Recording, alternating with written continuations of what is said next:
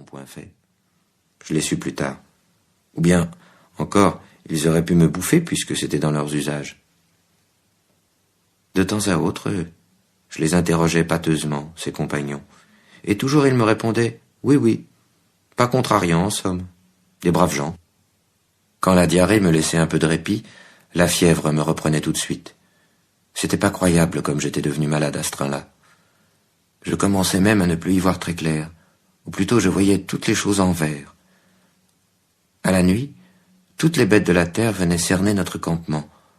On allumait un feu, et, par-ci par-là, un cri traversait malgré tout l'énorme vélum noir qui nous étouffait, une bête égorgée, qui, malgré son horreur des hommes et du feu, arrivait quand même à se plaindre à nous, là, tout près d'elle.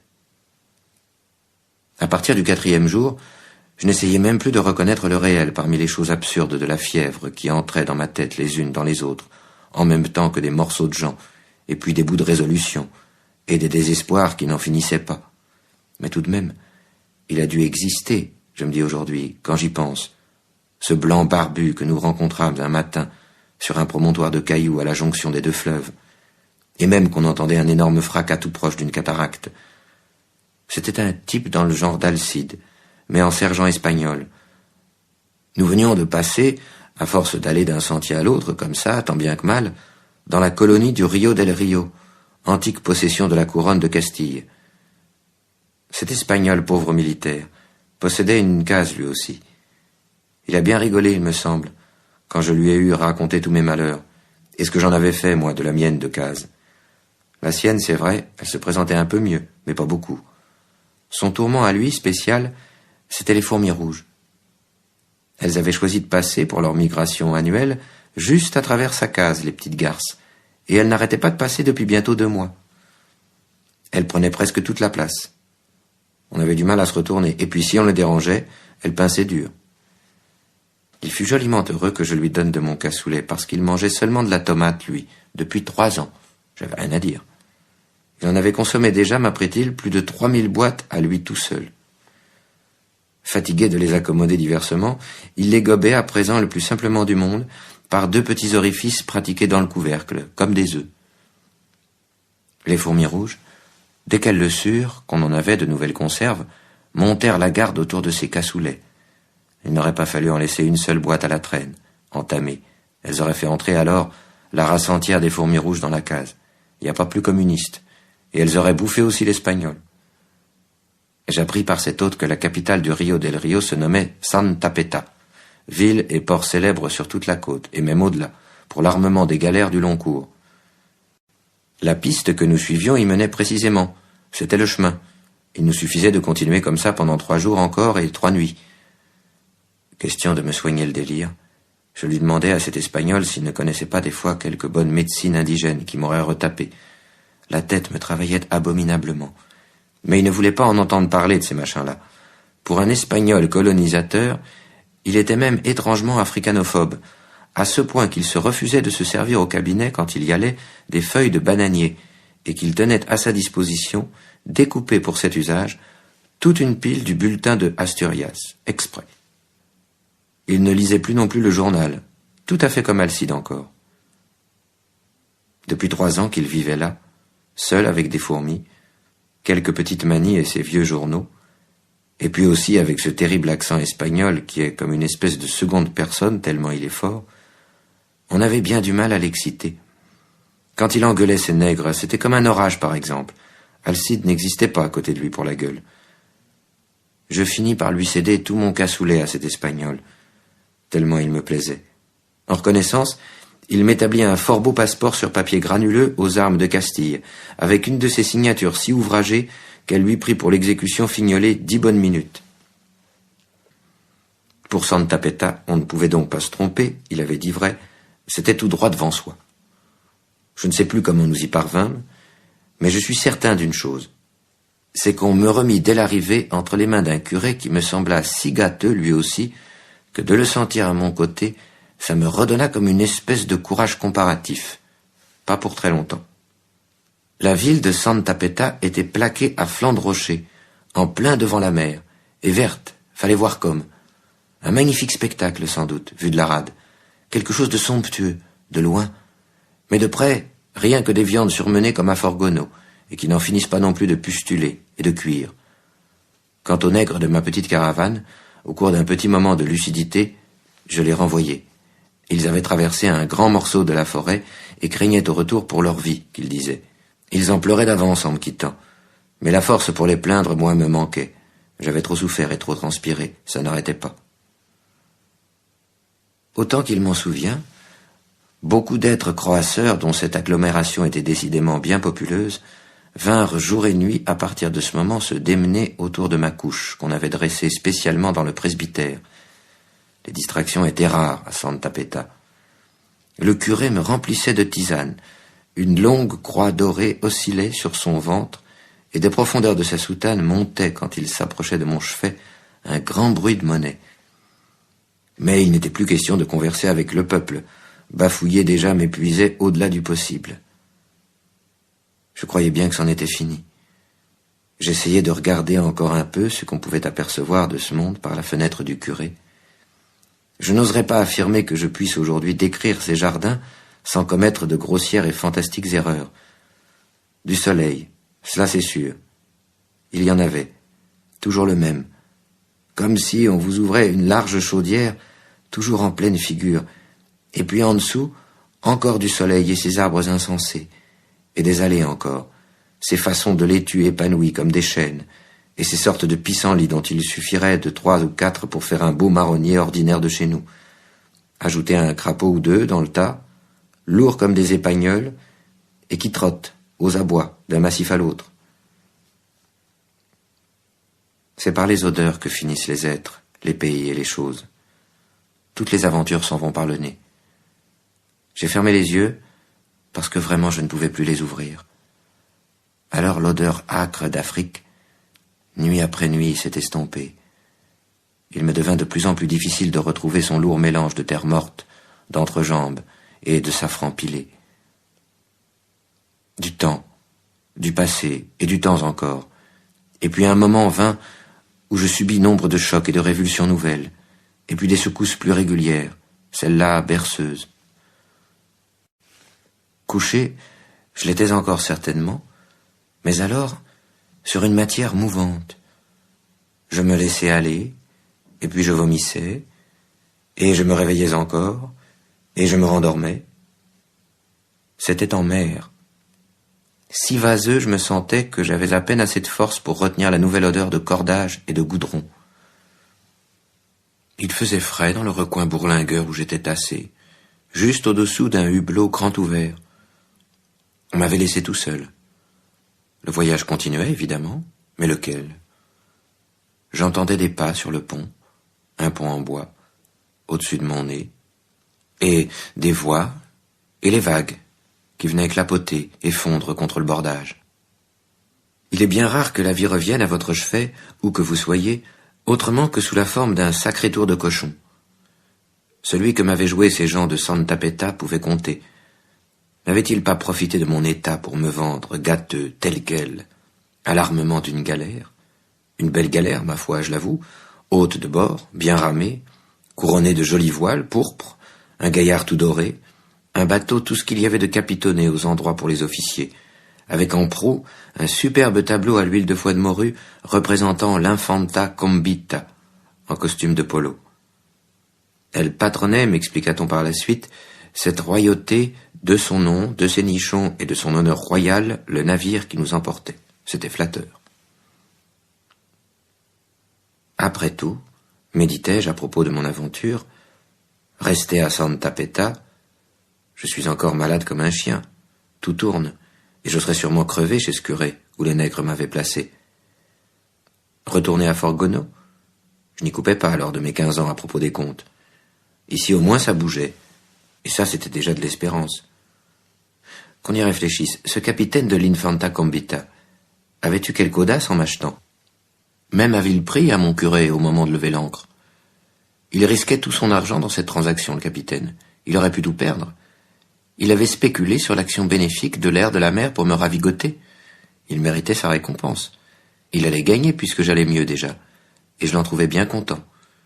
Je délirais encore énormément, mais avec une certaine logique. À partir du moment où j'ouvris les yeux, il vint souvent me rendre visite dans mon réduit même, et paré de son chapeau à plumes, le capitaine. Il m'apparaissait ainsi.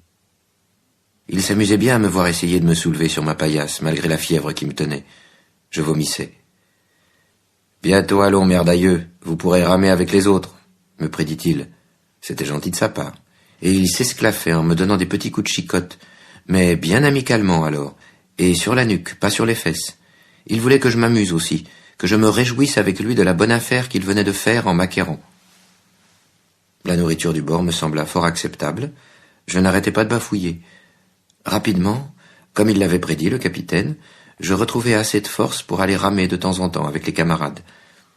Mais où il y en avait 10 des copains, j'en voyais 100, la berlue. On se fatiguait assez peu pendant cette traversée, parce qu'on voguait la plupart du temps sous voile.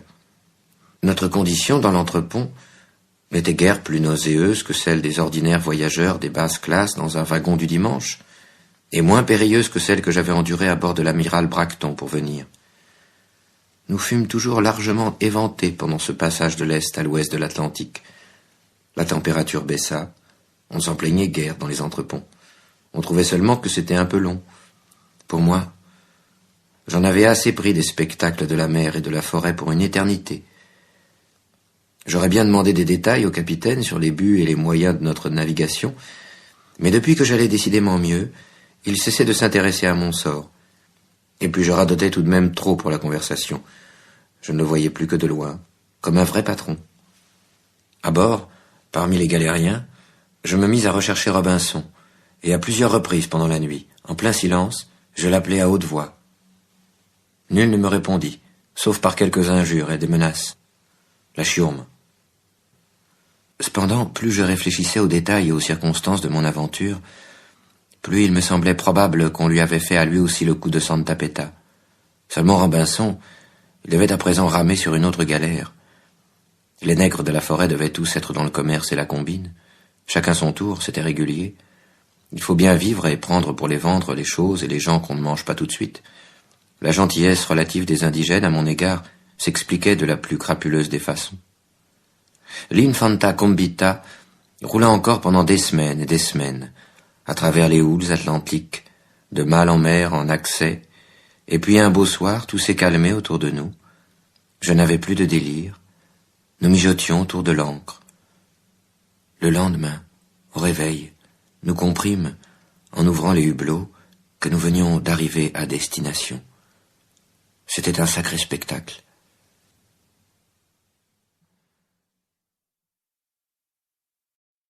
Pour une surprise, c'en fut une.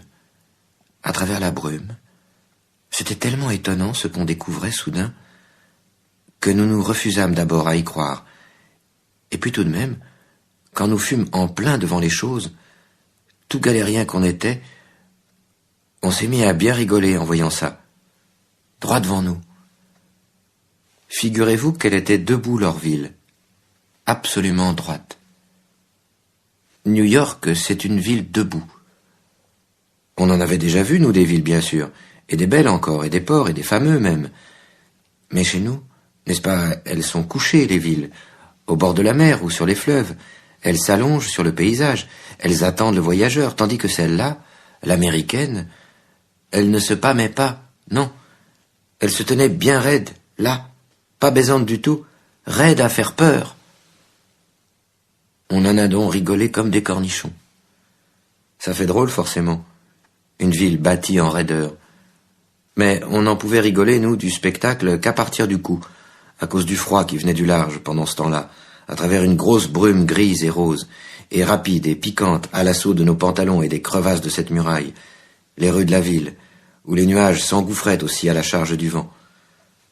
Notre galère tenait son mince sillon juste au ras des jetées, là où venait finir une eau caca, toute barbotant d'une kyrielle de petits bachots et remorqueurs avides et cornards. Pour un miteux, il n'est jamais bien commode de débarquer nulle part, mais pour un galérien, c'est encore bien pire, surtout que les gens d'Amérique n'aiment pas du tout les galériens qui viennent d'Europe. C'est tous des anarchistes, qu'ils disent. Ils ne veulent recevoir chez eux, en somme, que les curieux qui leur apportent du pognon. Parce que tous les argents d'Europe, c'est des fils à dollars. J'aurais peut-être pu essayer, comme d'autres l'avaient déjà réussi, de traverser le port à la nage, et puis, une fois au quai, de me mettre à crier « Vive dollar, vive dollar !» C'est un truc. Il y a bien des gens qui sont débarqués de cette façon-là, et qui, après ça, ont fait des fortunes. C'est pas sûr, ça se raconte seulement. Il en arrive dans les rêves des bien pires encore. Moi, j'avais une autre combinaison en tête, en même temps que la fièvre. À bord de la galère, ayant appris à bien compter les puces, pas seulement à les attraper, mais à en faire des additions et des soustractions, en somme des statistiques, métier délicat qui n'a l'air de rien, mais qui constitue bel et bien une technique, je voulais m'en servir. Les Américains, on peut en dire ce qu'on voudra, mais en fait de technique, c'est des connaisseurs.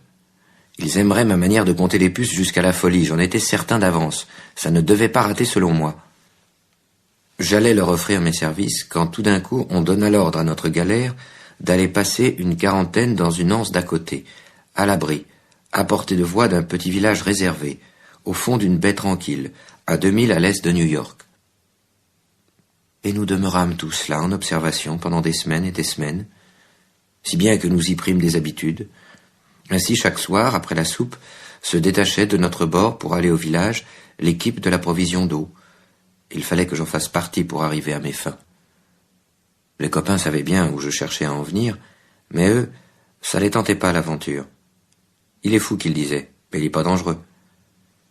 Sur l'infanta combita, on bouffait pas mal. On les triquait un peu, les copains, mais pas trop. Et en somme, ça pouvait aller. C'était du boulot moyen. Et puis, sublime avantage, on les renvoyait jamais de la galère.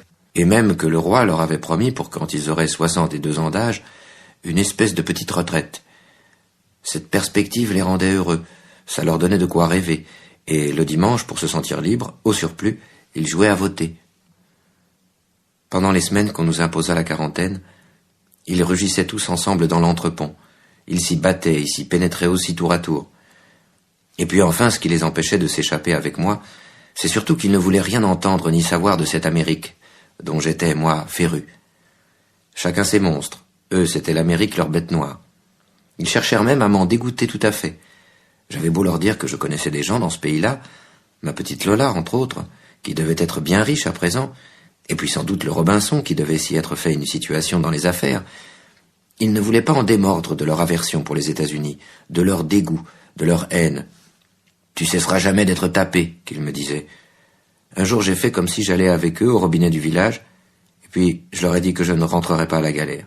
Salut.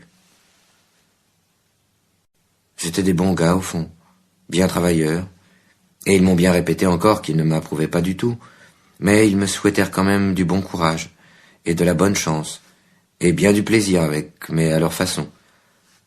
Va, qu'ils m'ont dit, va, mais on te prévient encore, t'as pas des bons goûts pour un pouilleux, c'est ta fièvre qui te rend dingo, t'en reviendras de ton Amérique, et dans un état pire que nous, c'est tes goûts qui te perdront, tu veux apprendre? T'en sais déjà bien trop pour ta condition. J'avais beau leur répondre que j'avais des amis dans l'endroit et qui m'attendaient, je bafouillais. Des amis? Qu'ils faisaient comme ça, eux? Des amis? Mais ils se foutent bien de ta gueule, tes amis. Il y a longtemps qu'ils t'ont oublié, tes amis. Mais je veux voir des Américains, moi. Que j'avais beau insister. Et même qu'ils ont des femmes, comme il n'y en a pas ailleurs. Mais rentre donc avec nous, bille, qu'ils me répondaient. C'est pas la peine d'y aller qu'on te dit. Tu vas te rendre malade pire que t'es. On va te renseigner tout de suite, nous autres, sur ce que c'est que les Américains. C'est tout millionnaire ou tout charogne. Y a pas de milieu. Toi, tu les verras sûrement pas, les millionnaires, dans l'état que t'arrives. Mais pour la charogne, tu peux compter qu'ils vont t'en faire bouffer. Là, tu peux être tranquille, et pas plus tard que tout de suite. Voilà comment qu'ils m'ont traité, les copains. Ils m'horripilaient tous à la fin, ces ratés, ces enculés, ces sous-hommes. Foutez-moi le camp tous, que je leur ai répondu. C'est la jalousie qui vous fait baver, et voilà tout. S'ils me font crever, les Américains, on le verra bien. Mais ce qu'il y a de certain, c'est que tous autant que vous êtes, c'est rien qu'un petit four que vous avez entre les jambes, et encore un bien mou. C'était envoyé, ça. J'étais content. Comme la nuit arrivait, on les siffla de la galère. Ils se sont remis à ramer, tous en cadence. Moins un, moi. J'ai attendu de ne plus les entendre, plus du tout. Et puis j'ai compté jusqu'à 100, et alors j'ai couru aussi fort que je pouvais jusqu'au village. Un petit endroit coquet que c'était le village, bien éclairé, des maisons en bois qui attendaient qu'on s'en serve, disposées à droite, à gauche d'une chapelle, toutes silencieuses, elles aussi. Seulement j'avais des frissons, le paludisme et puis la peur. Par-ci par-là, on rencontrait un marin de cette garnison qui n'avait pas l'air de s'en faire, et même des enfants, et puis une fillette, joliment bien musclée. L'Amérique. J'étais arrivé. C'est ça qui fait plaisir à voir après tant de sèches aventures. Ça remet comme un fruit dans la vie. J'étais tombé dans le seul village qui ne servait à rien. Une petite garnison de famille de marins le tenait en bon état, avec toutes ses installations pour le jour éventuel où une peste rageuse arriverait par un bateau comme le nôtre et menacerait le grand port. C'était alors dans ces installations qu'on en ferait crever le plus possible des étrangers, pour que les autres de la ville n'attrapent rien. Ils avaient même un cimetière fin prêt à proximité, et planté de fleurs partout. On attendait. Depuis 60 ans, on attendait. On ne faisait rien qu'attendre. Ayant trouvé une petite cabane vide, je me suis faufilé, et j'ai dormi tout de suite. Et dès le matin, ce ne furent que marins dans les ruelles, court-vêtus, cadrés et balancés, faut voir comme, à jouer du balai et gicler le seau d'eau autour de mon refuge, et par tous les carrefours de ce village théorique. J'avais beau garder un petit air détaché, j'avais tellement faim que je m'approchais malgré tout d'un endroit où ça sentait la cuisine. C'est là que je fus repéré, et puis coincé entre deux escouades bien résolues à m'identifier. Il fut tout aussitôt question de me foutre à l'eau. Mené par les voies rapides devant le directeur de la quarantaine, je n'en menais pas large, et bien que j'eusse pris quelques culots dans la constante adversité, je me sentais encore trop imbibé de fièvre pour me risquer à quelque improvisation brillante. Je battais plutôt la campagne, et le cœur n'y était pas. Mieux valait perdre connaissance, ce qui m'arriva. Dans son bureau, où je retrouvai mes esprits plus tard, quelques dames, vêtues de clair, avaient remplacé les hommes autour de moi. Je subis de leur part un questionnaire vague et bienveillant, dont je me serais tout à fait contenté. Mais aucune indulgence ne dure en ce monde, et dès le lendemain, les hommes se remirent à me reparler de la prison. J'en profitais pour leur parler, moi, de puces, comme ça, sans en avoir l'air, que je savais les attraper, les compter, que c'était mon affaire, et aussi de grouper ces parasites en véritables statistiques. Je voyais bien que mes allures les intéressaient, les faisaient tiquer mes gardes. On m'écoutait, mais quant à me croire, c'était une autre paire de manches. Enfin survint le commandant de la station lui-même. Il s'appelait le surgeon général, ce qui serait un beau nom pour un poisson. Lui se montra grossier, mais plus décidé que les autres. « Que nous racontez-vous, mon garçon ?» me dit-il. « Que vous savez compter les puces ?» Il escomptait un boniment comme celui-là pour me confondre. Mais moi, du tac au tac, je lui récitais le petit plaidoyer que j'avais préparé. « J'y crois au dénombrement des puces. C'est un facteur de civilisation parce que le dénombrement est à la base d'un matériel de statistique des plus précieux. Un pays progressiste doit connaître le nombre de ses puces, divisé par sexe, groupe d'âge, année et saison. »« Allons, assez palabré, jeune homme, » me coupa-t-il le surgeon général. « Il en est venu avant vous ici bien d'autres, de ces gaillards d'Europe qui nous ont raconté des bobards de ce genre. Mais c'étaient en définitive des anarchistes comme les autres, pires que les autres. Ils ne croyaient même plus à l'anarchie. Trêve de vantardise. Demain, on vous essayera sur les émigrants d'en face à Ellis Island au service des douches. Mon aide-major, Mr. Mischief, mon assistant, me dira si vous avez menti. Depuis 2 mois, Mr. Mischief me réclame un agent compte puce. Vous irez chez lui à l'essai, rompez. Et si vous nous avez trompés, on vous foutra à l'eau. Rompez, et gare à vous. » Je sus rompre devant cette autorité américaine, comme j'avais rompu devant tant d'autres autorités, en lui présentant donc ma verge d'abord, et puis mon derrière, par suite d'un demi-tour preste, le tout accompagné du salut militaire. Je réfléchis que ce moyen des statistiques devait être aussi bon qu'un autre pour me rapprocher de New York. Dès le lendemain, Mischief, le major en question, me mit brièvement au courant de mon service. Gras et jaune il était cet homme, et myope tant qu'il pouvait, avec ça porteur d'énormes lunettes fumées. Il devait me reconnaître à la façon qu'ont les bêtes sauvages de reconnaître leur gibier, à l'allure générale, parce que pour les détails, c'était impossible avec des lunettes comme il en portait.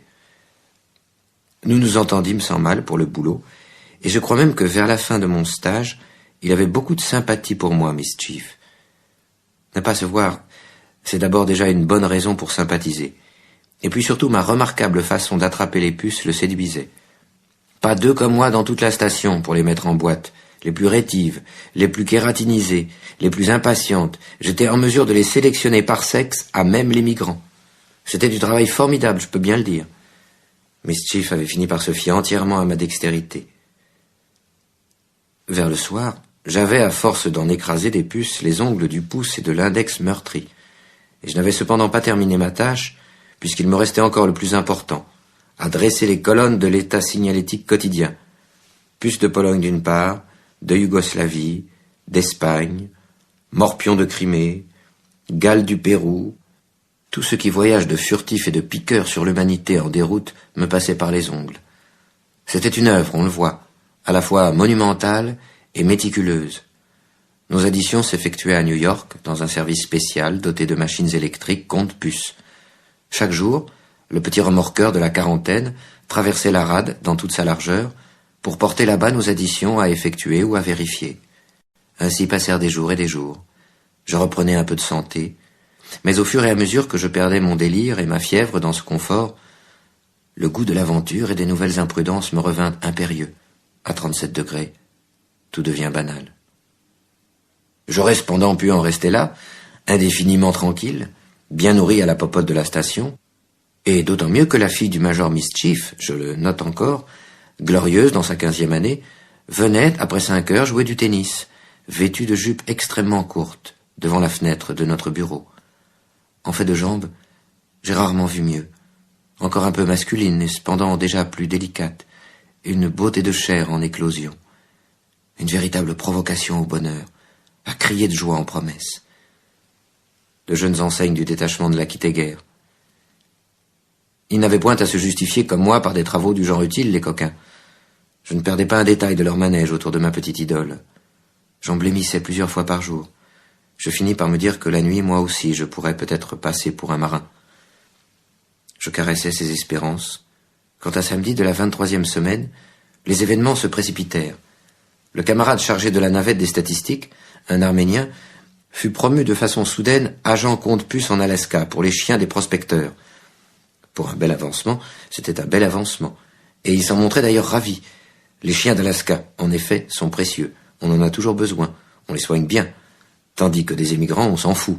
Il y en a toujours de trop. Comme désormais nous n'avions plus personne sous la main pour porter les additions à New York, ils ne firent pas trop de manière au bureau pour me désigner.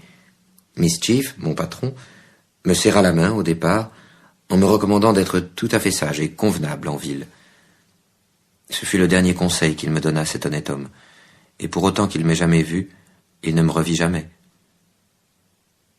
Dès que nous touchâmes au quai, la pluie en trombe se mit à nous gicler dessus, et puis à travers mon mince veston, et sur mes statistiques aussi, qui me fondirent progressivement dans la main. J'en gardai cependant quelques-unes en tampons bien épais, dépassant de ma poche, pour avoir tant bien que mal l'air d'un homme d'affaires dans la cité, et je me précipitai, rempli de crainte et d'émotion, vers d'autres aventures. En levant le nez vers toute cette muraille, j'éprouvais une espèce de vertige à l'envers, à cause des fenêtres trop nombreuses vraiment, et si pareilles partout que c'en était écœurant. Précairement vêtu, je me hâtai, transis, vers la fente la plus sombre qu'on puisse repérer dans cette façade géante, espérant que les passants ne me verraient qu'à peine au milieu d'eux. Honte superflue. Je n'avais rien à craindre. Dans la rue que j'avais choisie, vraiment la plus mince de toutes, pas plus épaisse qu'un gros ruisseau de chez nous, et bien crasseuse au fond, bien humide, remplie de ténèbres, il en cheminait déjà tellement d'autres de gens, des petits et des gros, qu'ils m'emmenèrent avec eux comme une ombre. Ils remontaient comme moi dans la ville, au boulot sans doute, le nez en bas. C'étaient les pauvres de partout.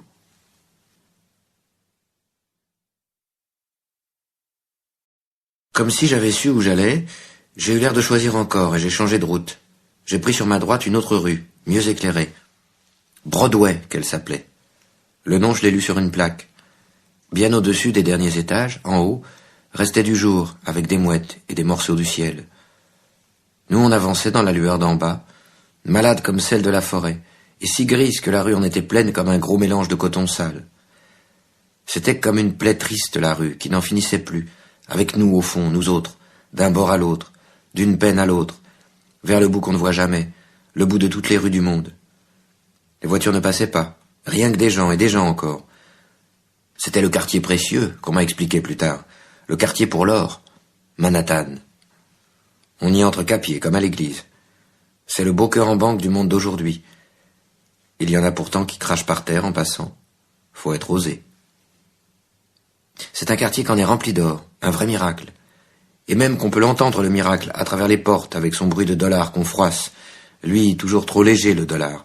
Un vrai Saint-Esprit, plus précieux que du sang. J'ai eu tout de même le temps d'aller les voir, et même je suis entré pour leur parler à ces employés qui gardaient les espèces. Ils sont tristes et mal payés. Quand les fidèles entrent dans leur banque, faut pas croire qu'ils peuvent se servir comme ça selon leurs caprices, pas du tout. Ils parlent à dollars en lui murmurant des choses à travers un petit grillage. Et ils se confessent quoi. Pas beaucoup de bruit, des lampes bien douces, un tout minuscule guichet entre de hautes arches, c'est tout. Ils ne l'avalent pas l'hostie, ils se la mettent sur le cœur. Je ne pouvais pas rester longtemps à les admirer. Il fallait bien suivre les gens de la rue entre les parois d'ombre lisse.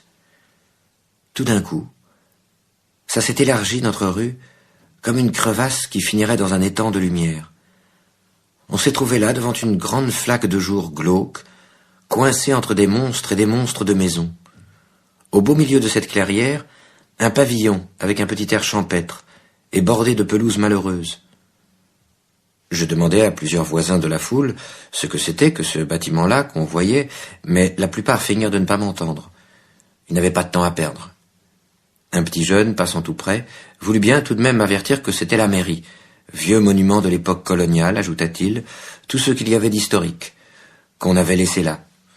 Le pourtour de cette oasis tournait au square, avec des bancs, et même on y était assez bien pour la regarder, la mairie, assis. Il n'y avait presque rien à voir d'autre dans le moment où j'arrivais. J'attendis une bonne heure à la même place, et puis de cette pénombre, de cette foule en route, discontinue, morne, surgit sur les midis, indéniable, une brusque avalanche de femmes absolument belles. Quelle découverte, quelle Amérique, quel ravissement. Souvenir de Lola. Son exemple ne m'avait pas trompé, c'était vrai. Je touchais au vif de mon pèlerinage. Et si je n'avais point souffert en même temps des continuels rappels de mon appétit, je me serais cru parvenu à l'un de ces moments de surnaturelle révélation esthétique. Les beautés que je découvrais, incessantes, m'eussent avec un peu de confiance et de confort ravi à ma condition trivialement humaine. Il ne me manquait qu'un sandwich, en somme, pour me croire en plein miracle. Mais comme il me manquait le sandwich. Quelle gracieuse souplesse, cependant. Quelle délicatesse incroyable. Quelle trouvaille d'harmonie, périlleuse nuance, réussie de tous les dangers, de toutes les promesses possibles de la figure et du corps parmi tant de blondes. C'est brune et c'est Titienne, et qu'il y en avait plus qu'il en venait encore. C'est peut-être, pensais-je, la Grèce qui recommence. J'arrive au bon moment. Elles me parurent d'autant mieux divines, ces apparitions, qu'elles ne semblaient point du tout s'apercevoir que j'existais, moi, là, à côté sur ce banc, tout gâteux, baveux d'admiration érotico-mystique de quinine et aussi de faim, faut l'avouer. S'il était possible de sortir de sa peau, j'en serais sorti juste à ce moment-là, une fois pour toutes. Rien ne m'y retenait plus. Elle pouvait m'emmener, me sublimer ces invraisemblables midinettes. Elle n'avait qu'un geste à faire, un mot à dire, et je passais à l'instant même et tout entier dans le monde du rêve. Mais sans doute avait-elle d'autres missions. 1 heure, 2 heures passèrent ainsi, dans la stupéfaction. Je n'espérais plus rien. Il y a les boyaux. Vous avez vu à la campagne chez nous jouer le tour au cheminot? On bourre un vieux porte-monnaie avec les boyaux pourris d'un poulet. Eh bien, un homme, moi je vous le dis, c'est tout comme, en plus gros et mobile, et vorace, et puis dedans, un rêve. Fallait songer au sérieux. Ne pas entamer tout de suite ma petite réserve de monnaie. J'en avais pas beaucoup de la monnaie. Je n'osais même pas la compter. J'aurais pas pu d'ailleurs, je voyais double. Je les sentais seulement en minces, les billets craintifs à travers l'étoffe, tout près, dans ma poche, avec mes statistiques à la manque. Des hommes aussi passaient par là, des jeunes surtout, avec des têtes comme en bois rose, des regards secs et monotones, des mâchoires qu'on n'arrivait pas à trouver ordinaires, si larges, si grossières. Enfin, c'est ainsi sans doute que leurs femmes les préfèrent, les mâchoires. Les sexes semblaient aller chacun de leur côté dans la rue. Elles, les femmes, ne regardaient guère que les devantures des magasins, tout accaparé par l'attrait des sacs, des écharpes, des petites choses de soie, exposées, très peu à la fois dans chaque vitrine, mais de façon précise, catégorique, On ne trouvait pas beaucoup de vieux dans cette foule, peu de couples non plus. Personne n'avait l'air de trouver bizarre que je reste là, moi, seul, pendant des heures en station sur ce banc à regarder tout le monde passer. Toutefois, à un moment donné, le policeman du milieu de la chaussée, posé comme un encrier, se mit à me suspecter d'avoir des drôles de projets. C'était visible. Où qu'on se trouve, dès qu'on attire sur soi l'attention des autorités, le mieux est de disparaître et en vitesse. Pas d'explication. Au gouffre, que je me dis. À droite de mon banc s'ouvrait précisément un trou, large, à même le trottoir, dans le genre du métro de chez nous. Ce trou me parut propice, vaste qu'il était, avec un escalier dedans tout en marbre rose. J'avais déjà vu bien des gens de la rue y disparaître et puis en ressortir. C'était dans ce souterrain qu'ils allaient faire leurs besoins. Je fus immédiatement fixé. En marbre aussi la salle où se passait la chose. Une espèce de piscine, mais alors vidée de toute son eau. Une piscine infecte, remplie seulement d'un jour filtré, mourant, qui venait finir là sur les hommes déboutonnés au milieu de leurs odeurs, et bien cramoisis à pousser leurs sales affaires devant tout le monde, avec des bruits barbares. Entre hommes, comme ça, sans façon, au rire de tous ceux qui étaient autour, accompagnés des encouragements qu'ils se donnaient comme au football. On enlevait son veston d'abord, en arrivant, comme pour effectuer un exercice de force. On se mettait en tenue, en somme, c'était le rite. Et puis bien débraillés, rotant et pire, gesticulant comme au préau des fous, ils s'installaient dans la caverne fécale. Les nouveaux arrivants devaient répondre à 1000 plaisanteries dégueulasses, pendant qu'ils descendaient les gradins de la rue. Mais ils paraissaient tous enchantés quand même. Autant là-haut, sur le trottoir, ils se tenaient bien, les hommes, et strictement, tristement même, autant la perspective d'avoir à se vider les tripes en compagnie tumultueuse paraissait les libérer et les réjouir intimement. Les portes des cabinets, largement maculées, pendaient, arrachées à leurs gonds. On passait de l'une à l'autre cellule pour bavarder un brin. Ceux qui attendaient un siège vide fumaient des cigares lourds, en tapant sur l'épaule de l'occupant en travail, lui, obstiné, la tête crispée, enfermé dans ses mains. Beaucoup en geignaient fort, comme les blessés et les parturiantes. On menaçait les constipés de tortures ingénieuses. Quand un giclement d'eau annonçait une vacance, des clameurs redoublaient autour de l'alvéole libre, dont on jouait alors souvent la possession à pile ou face.